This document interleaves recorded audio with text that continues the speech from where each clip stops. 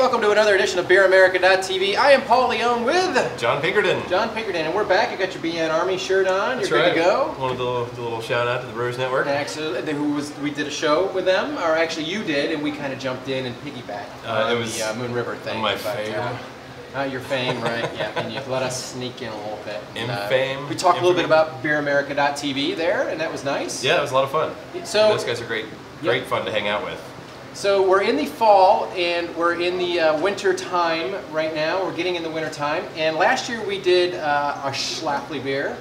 We did. Christmas ale. So you're bringing to the table something I'm unfamiliar with, which is an APA. So what do we have here? Well, this is Schlafly's American Pale Ale. It's their dry hopped American Pale Ale. My brother lives in St. Louis now, and so we also have to give a little shout out to Ben Pinkerton. Oh, there you go, Ben Pinkerton. He brought these for me.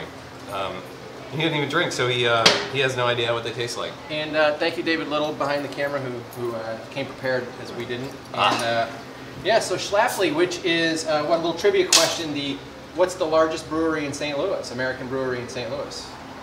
The second largest. Well, who's the first largest? That would be. Oh. No, right. no, Right. It's now Schlafly. Right. Because Budweiser is no longer American owned.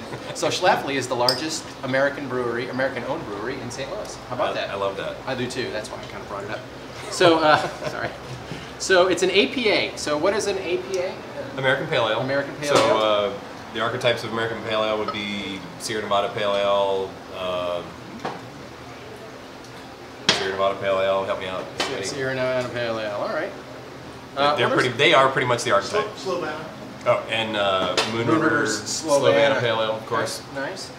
Thank you. It's a little cloudy, which is nice. I always like to see a little cloudy. A lot of times, a hoppy beer is going to be a little bit cloudy. Oh yeah. Yeah. A dry hopped beer, I should say, may throw a little bit of a hint. Which means what?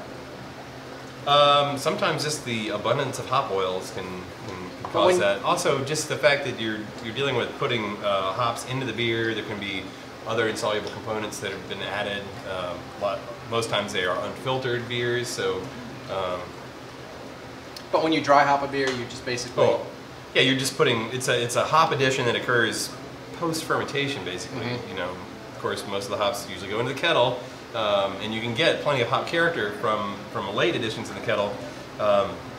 But a dry hop addition, that post fermentation addition, is really what's going to bring the juicy hop character out. So sure. You're starting to see more and more of these across the country. Most of our Beer America fans, know all about these. But if you're new to the game and you're looking for, you're trying to figure out what everybody's talking about with hoppy, and now sometimes hoppy is often mistakenly used as a word to describe bitterness. Not the same thing. I'm gonna give this a taste and see whether it's hoppy or bitter or maybe both. I have a really thick-headed thought, about this, but I'm gonna let you tell me first what you taste, and I'll tell you what I thought I tasted. Okay. This is a nice. I mean, what strikes me right away is that this is a well-balanced beer. Mm-hmm. I mean, it's striking a nice balance between the bitterness and the body there. Not terribly dry, not terribly full, right? But it's got a nice crisp hop character. I'm getting some kind of almost tangerine like quality there. And the hoppiness, I can tell that it's dry hopped. It's got that character, but it's not like way over the top. I'm not experiencing just, into the earth kind of dry hop character. But it's a lovely. I mean, this would be a lovely session beer, without a doubt. Yeah, it's funny. I got this weird. I shouldn't even say weird, but it sort of tasted to me like a cross between a Pilsner and an IPA.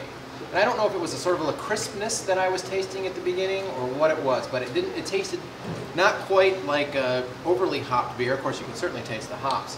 But I don't know why I thought it had a little Pilsner taste to it. Maybe the malt snap. Totally missing the point. I don't know. Maybe the malt snap. Maybe that was it. It does have a, it's well supported, as we would say, by the malt character there. But well balanced is, I guess, is a good thing because it's not one way or another. It was just a nice, smooth. It tastes a little bit of each. Yeah, I mean, I think balance is almost more important than anything else in a beer, because if it's out of balance, I mean, I taste so many beers that are so all about hops that they're just so far over the top. Right. You don't have the body to support it. There's got to be. I mean, even a dry beer can be hoppy. It just has to be balanced. Right. Right. Well, I'm misusing the terms now. The Popo's arriving here at Moon River. I'm actually misusing the term myself. It's really the bitterness in the body that we're talking about. creating that balance. So. Well, good. Well, it's another Schlafly for us, and I always think they're an excellent beer. Of course, we can't get them here. Where did you get it? My brother brought it. Your brother? Well, there you go. So that's right. And so we can't get them in Georgia, but you can get them in a lot of places. So we'll have to tap that one again, that resource, because he's going to be there for a while. Oh, good. Excellent. And then also, if you want to know a little bit more about some Schlafly beers, we have a Christmas ale that we did last year. So, which is nice to say, because then pretty soon we keep this going. We can say 5 years ago we did a Christmas ale. I like it. But needless to say. So it's Schlafly APA, brewed in St. Louis, the largest American brewery, owned brewery in St. Louis, by the way. And any questions or comments? Paul, BeerAmerica.tv. Pink at BeerAmerica.tv. And also you can Twitter, Facebook, all the social networking sites, we're there. Right on. Folks, please don't drink and drive. Just a little public service announcement from the folks at BeerAmerica.tv. Yes, drink responsibly, all of that stuff, whatever, yeah, of course, always. A lot of us have been down that road, myself included, and it's no fun at all, and, you know, it just, you know, there's plenty of fun to be had, just be sensible about it. Absolutely. So cheers, Schlafly, another nice one from Schlafly. Ching, ching.